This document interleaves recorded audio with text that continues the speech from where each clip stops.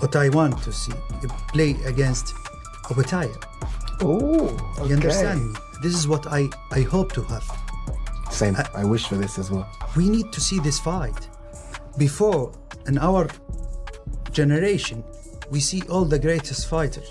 Heading towards that light at the end of the tunnel, you know, chasing that unification dream. And then once I've ticked that box, who knows what's next? You know what I mean? We either go heavyweight, we could get a super fight.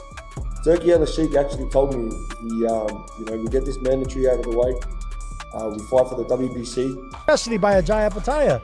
I think Jai Opetaia beats Zurdo too. I think Jai Opetaia is the best cruiserweight in the world because he has power, he has the size, and he has the footwork. So no, I think it'll be career suicide, especially if David Benavidez wants to control these. He gonna beat Opetaia. See, Opetaia got good feet. Yeah, he can box, but he can be drugged into a fight. And if you know anything about David Benavidez, just like he did with Ramirez, he's the one of those guys that's gonna test your heart. He gonna test what you have in here. And once he go to Jai's and he tests what he has in here, Jai gonna lose it. Jai ain't gonna be boxing and moving around. Jai gonna be looking to fight. Jai gonna get tired too. Yeah, because Jai, if you look at the history of Jai Opetaia, he get tired. He just killed the biggest legacy fight. Benavidez just made a move that has the entire boxing world in a complete frenzy, igniting a brutal debate. Is he about to cement his legend or step into the most dangerous trap of his career? The target, Jai Opetaia. And look, the decision is absolutely wild. His name is David in America. He's from Harvard in the beginning, and he's close friends, and this is his job. And we together, he is all the time give me options, and I choose with him. Good names. Good names. You need to have, if you have good and big cards, you need to remember it with good names. Turkish promoter Kurbanov has been shaking things up, revealing that Benavidez is actively seeking out the most extreme challenges. After sifting through multiple options, one name screams danger, legacy, and pure madness: Jai Opetaia. This isn't just talk, it's a direct path. Turki Alalshikh actually told me, you know, we get this mandatory out of the way, we fight for the WBC, and then we go for the WBO and WA against Ramirez. And once that's done, he wants Benavidez to come up to cruiserweight and me and him fight. So these are the words that have come out of his mouth. So if this happens, it happens. But this is what I'm taking. But here's the bombshell, straight from Opetaia himself. Benavidez just removed a crucial Noel Mikhailian title defense to clear his schedule. That means the path to a different legacy fight, the one against Bivol, just got pushed aside. This signals a clear intent. I like the fight with Bivol now while it's still hot, while Bivol's still in his prime, and then Beterbiev, I like, he's just older. I think right now Bivol would be good, and we know that Benavidez has been calling out Canelo. Who knows if that would ever happen, but if he were to make a statement and beat Bivol, I don't think anybody would kind of be like, hey, we still need that Canelo fight, because it's like... Hold up, did you catch that? A guaranteed title shot gone. Is this the calculated risk of a future legend or a reckless gamble? The boxing world is split down the middle, and Gabe Rosado is not holding back his grave warnings. I like the fight with Bivol now while it's still hot, while Bivol's still in his prime, and then Beterbiev, I like, he's just older. I think right now Bivol would be good, and we know that Benavidez has been calling out Canelo. Who knows if that would ever happen, but if he were to make a statement and beat Bivol, I don't think anybody would kind of be like, hey, we still need that Canelo fight, because it's like, what, after Benavidez moved all the way up to 200, weighing in at 196, 197, I think he should just focus on the fights, whether it's Jai, whether it's Dimitri, whether it's Beterbiev. But all I know is that a bunch of casual fans are now tuned in to Benavidez because you just hear the Canelo, but it's like, hold up, Mexico still got some more fighters. It's true, it's true. And look, and you said that the Beterbiev fight, you feel that he's old or whatever, but Beterbiev is he's 40 now, right? 41. But listen, he's a different type of, you know, he's just like Usyk. Usyk's up there, almost 40. Same with Crawford, almost 40. These are special guys. A guy like Beterbiev, where he has that one-punch power, now he might have something to keep Benavidez honest, and I think that'll work for him. So that's that's the matchup I'd rather see is Benavidez and Benavidez. I think that fight right there is like a crazy war. And where would you want to see that fight? Would you want to see it in the States, or we know that a lot of fights are being taken overseas, right? Yeah, Vegas. Yeah, that fight got to be in Vegas. You know, I think with Benavidez headlining Cinco de Mayo, you know, it's like, why go and do that fight elsewhere? You need to keep it in Vegas. He's building up the fan base. It's a great fight for the division. I don't know if it will happen because Benavidez looks big, man. They're talking about it might be fine for the WBC at the cruiserweight. So if he's sitting around that weight for a while, it will be hard to come down. But it's a fight that a lot of people want to see. They've sparred, they've got history, and the fighters that are not scared to fight. So it's all just politics or weight, this and that. But if it does happen, it'd be great to see. Foot on the back foot, defensive, offensive. One gear is not going to do it. It's not going to do it. One thing that Benavidez said is that after this fight, he plans to go down in weight and face Dimitri Bivol, who's coming back against Michael Eifert, defending his titles. Look, on paper, great fight. But when I hear that, my mind immediately goes to the great Roy Jones Jr., who jumped up in weight to heavyweight, I think, for that fight. So he didn't go all the way up into the 200s for that fight. Came back down after that to fight at light heavyweight and was never the same fighter. Now, some people will say he was trending towards that way anyway because he was a little bit older at that time. But there's something that you lose when you go up this much in weight and then come back down in weight. If you were advising David Benavidez and Benavidez beat Zurdo Ramirez, would you say stay at cruiserweight, try to unify the division, fight Jai Opetaia? Or would you say go back to light heavyweight and face Dimitri Bivol? Go back to light heavyweight because you're not going to be a cruiserweight. You're not going to be a cruiserweight in size and power. You did something great by going up and capturing a world title if he does win against Zurdo. But you're not a cruiserweight, and you're bound to get beat, especially by a Jai Opetaia. I think Jai Opetaia beats Zurdo too. I think Jai Opetaia is the best cruiserweight in the world because he has power, he has the size, and he has the footwork. So no, I think it'll be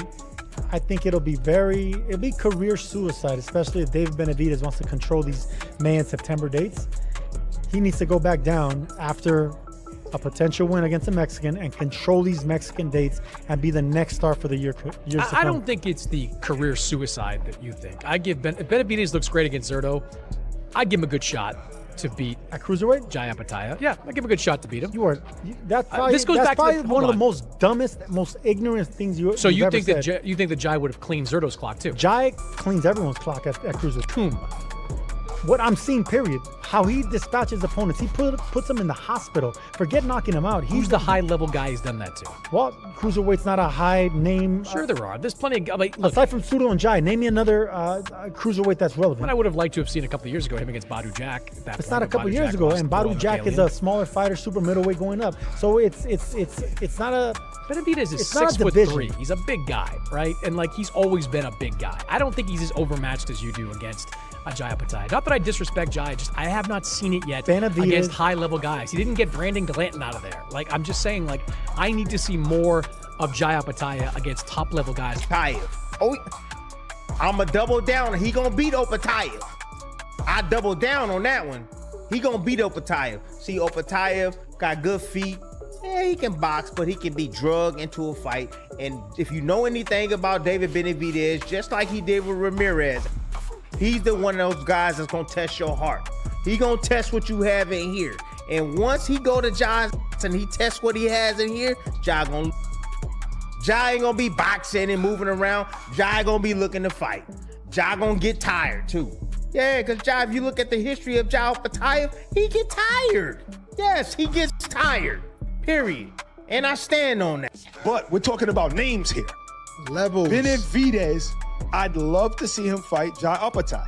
I'd love to see that. Two men, same size, crazy ability, both of them. Blood, shaking legs. There's so many things I see happen in that fight. Jai's a monster, and his left hand is explosive. So if anybody can hurt David Benavidez, trust me, it's this guy. And he's a big guy. Now, it's going to be a good test. What a fighter. I mean, that hand speed for a guy that big, that was machine gun stuff. It was unbelievable. I was blown away. I mean, he didn't just beat Ramirez. He annihilated him. It was a massacre.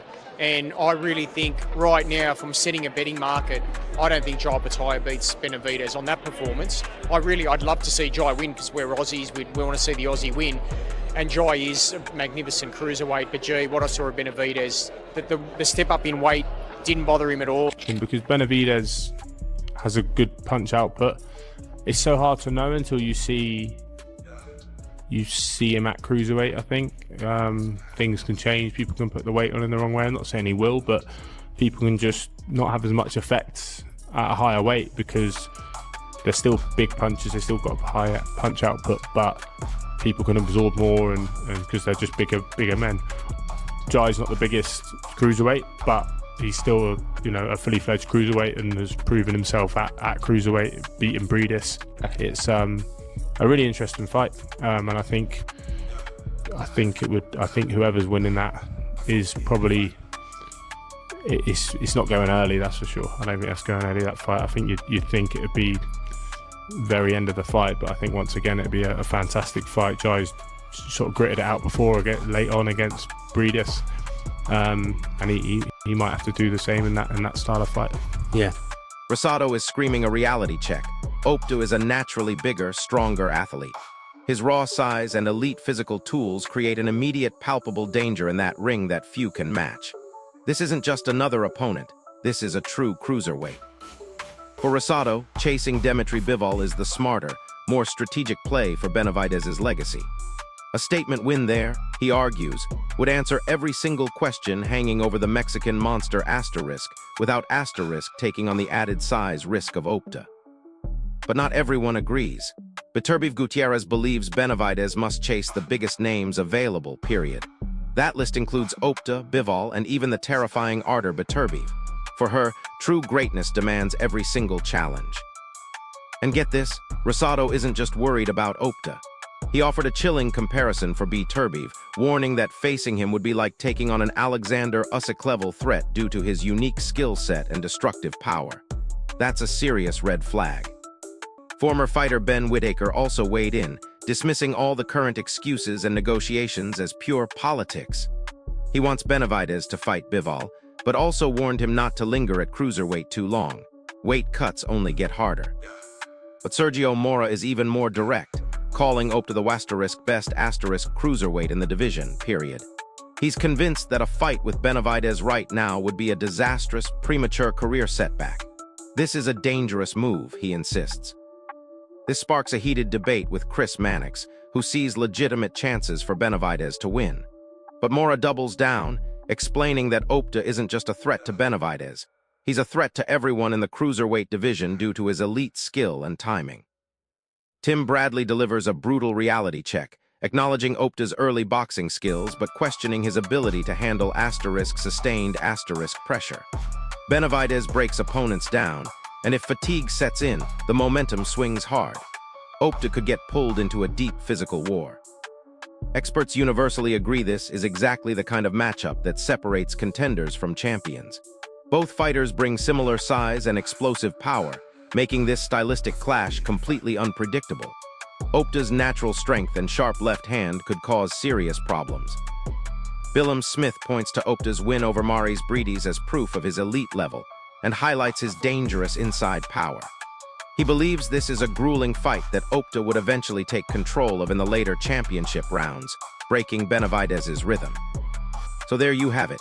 The Benavidez versus Opeta talk is building to a fever pitch, dividing the boxing world on what happens if these two finally collide.